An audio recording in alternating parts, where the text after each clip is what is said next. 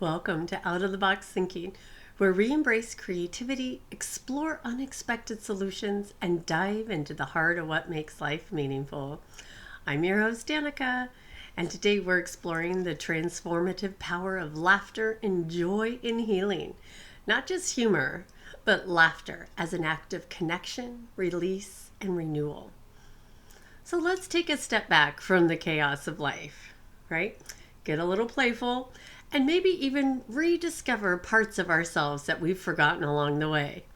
Whether you're healing from trauma, managing stress, or just looking to reconnect with yourself, this episode's for you.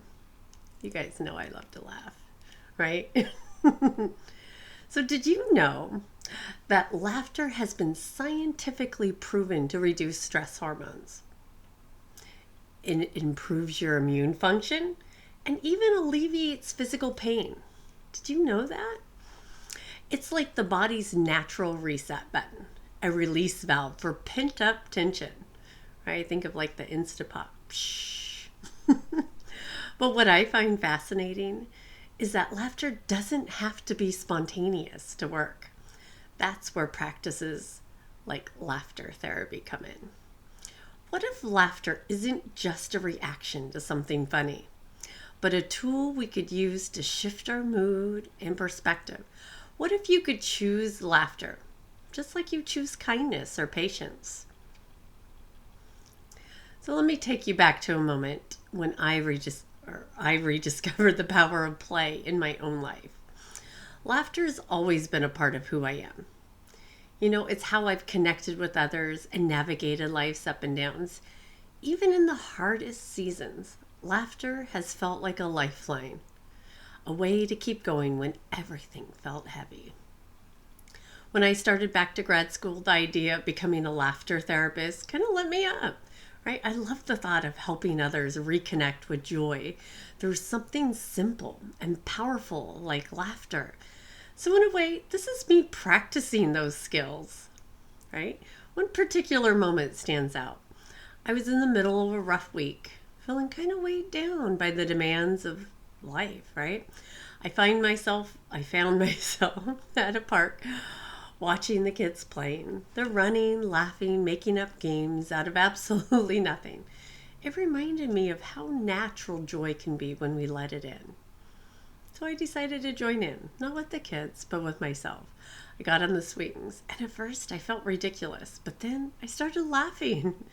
Not because anything was funny, but because I gave myself permission to let go. That laughter turned into something deeper, a release, a reminder that joy is always within reach if we choose to embrace it. So laughter for me has always been about more than just the moment. It's about connection to myself, to others.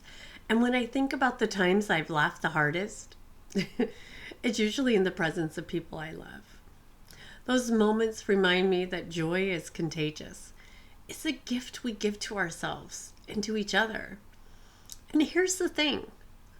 Laughter doesn't have to come easily to matter. Sometimes it takes effort. Sometimes it feels forced at first.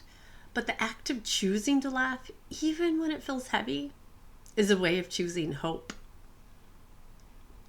Right? So let's get a little nerdy for a minute. When you laugh, your brain releases endorphins, those feel-good chemicals that act as natural painkillers. It also boosts oxytocin, the love hormone, which strengthens social bonds. But here's the kicker. Your brain can't tell the difference between real and fake laughter. That's why practices like laughter therapy work so well. Yeah. And it's not just about feeling good. Laughter can actually help us heal. When we laugh, we create a space to process difficult emotions. It's like giving your heart a moment to breathe.